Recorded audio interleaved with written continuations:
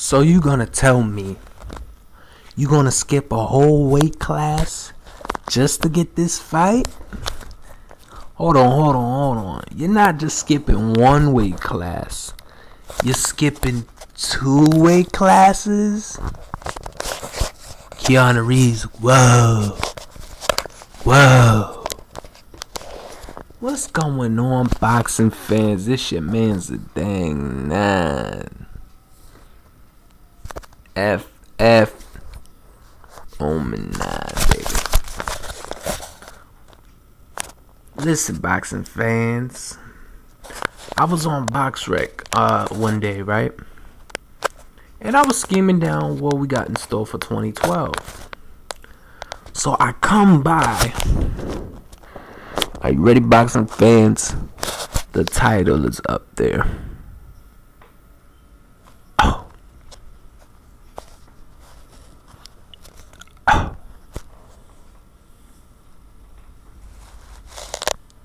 Brandon Rios versus Yuriorkis Gamboa. Now, tell me that got bullshit written on it. Tell me it got bullshit horse the noggin on it. Now let's start with Brandon Rios first. I like Brandon Rios. I like what he brings to the lightweight picture. I like Brandon, man. Good, solid Mexican. Tough as nails, like a zombie. He can absorb punishment. And he can give out punishment. You know, sort of like a counterattack. You hit him, he hits you back with it.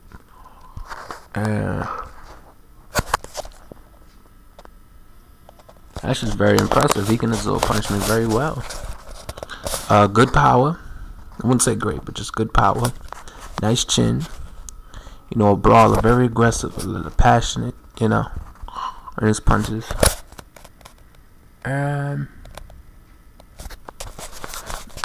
Just a good, I'm very excited for his career. Very, very outstanding pro record. Very outstanding.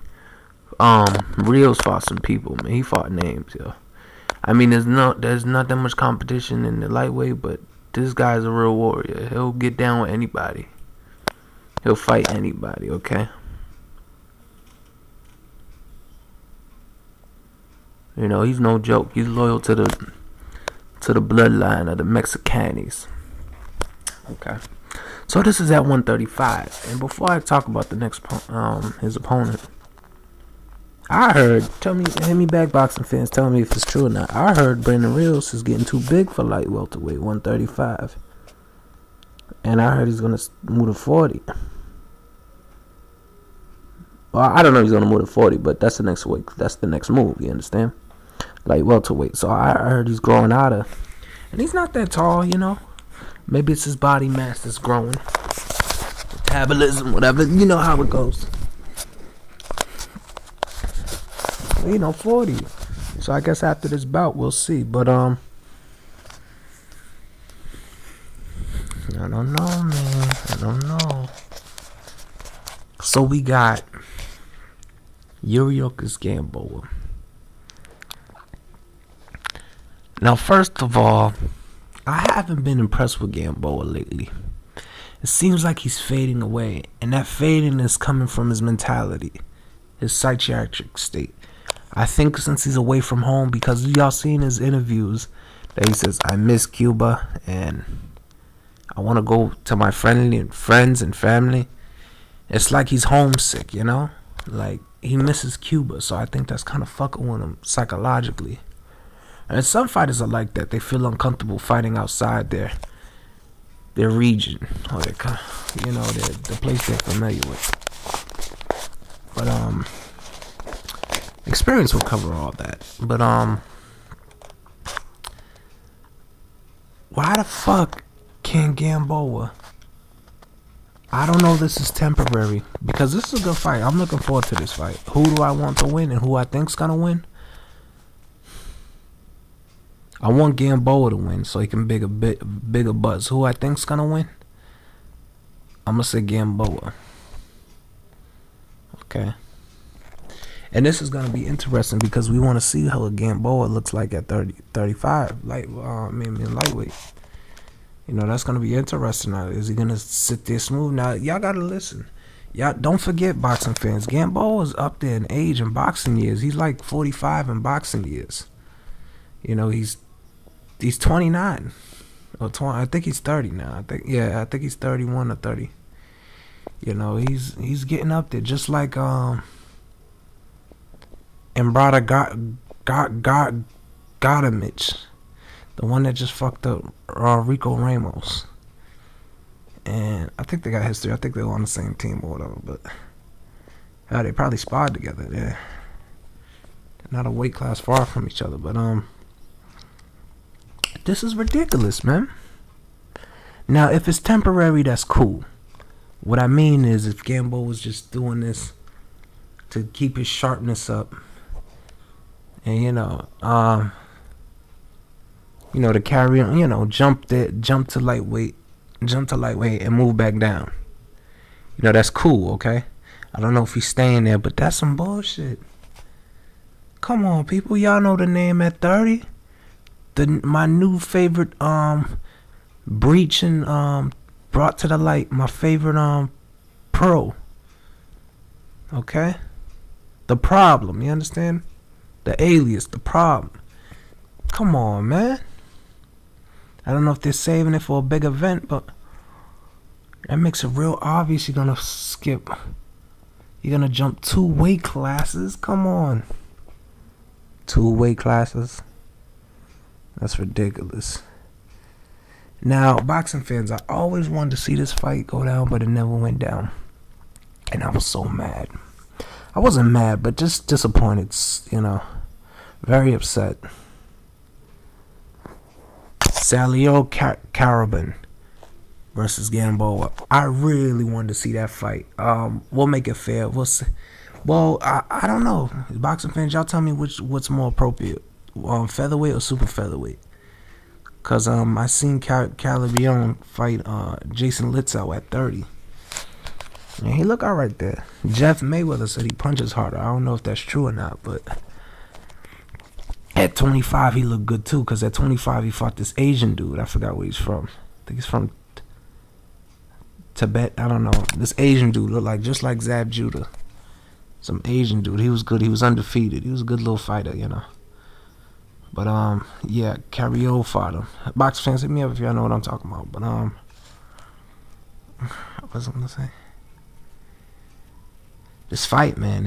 I hope it's just a nice little bonus exhibition, because Gamboa better move back down. He got competition. He got to prove to us fans if he's real. Don't try to trick the fans now. We got Gary Russell at featherweight, and we got Broner at super featherweight. Now, you know the deal. Now, first of all, Gary got a real talk. I don't think Gary should get a shot with Gamboa until September and up. Save that for a big event for 2012. Not yet. Give Gary Russell some more seasoning. Okay? And this is at featherweight. But we got Broner, baby. And if whoever, out of all the 2 boxers, Gary Russell and Adrian Broner, I want Broner to take the light. Because Gary got some still polishing to do. He still got some marinating to do in the pros. So maybe it's a little too early. And same thing with Broner. He needs some seasoning too. But who's close, more appropriate to fight? I think Broner is more appropriate to fight Gamboa. I'd rather see that fight.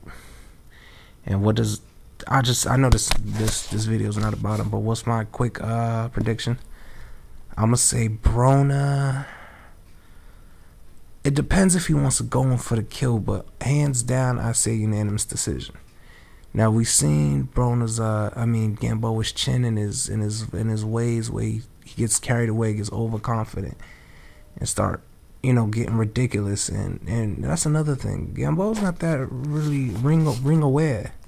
He got hit with some dumb shots before, but he just get carried away with his hands down. I'm talking about completely down. Literally showboating. Now, I hate when commentators confuse showboating with actual style. That pisses the fuck out of me. I hate. That's very disrespectful. That's the brother's style, or that's the fighter's style. You understand? It's not showboating, but there's fighters that do get carried away. Showboat, and Gamboa is one of them. You know, I know he likes to, but there's times he gets very prideful and egotistical. So, boxing fans, don't you find this fight to be a little odd? You know, don't you find it to be a little odd? Now, I like both fighters. This is a big fight, man. But I just think it's random for Gamboa's sake. I know he is 29, but you gonna skip a whole weight class? You gonna go up 2 shoots?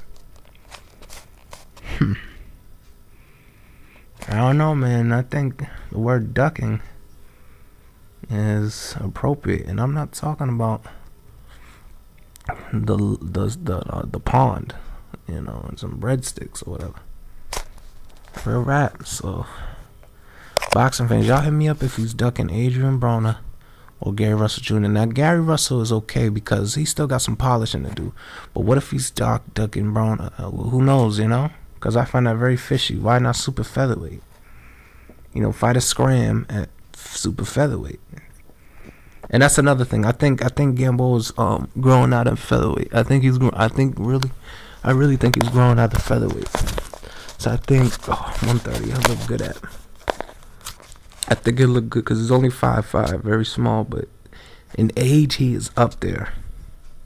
In age, I know he was small. He's small as hell. Like in the amateurs, he was like say when he was 25 or 24, he was a bantamweight or super bantamweight. You know, he's something like I don't know how to pronounce his name, but the good Cuban dude, the best amateur in the world.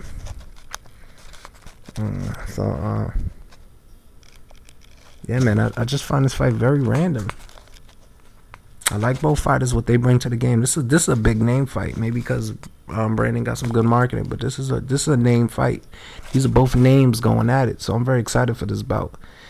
But I just think it's unfair because come on, 2 shoots of a weight class. I don't know, man. There's something a little fishy about that. My prediction of the fight, I want Gamboa to win. Don't get me wrong, I like Brandon. I like Brandon, but if I had to choose one, I want Gamboa to win. You know, just to keep that buzz nice and that gloss, you know, alive. And hopefully they could set up a big fight with Adrian Broner versus Yuriorkis Gamboa. That would be great. And that's a good question.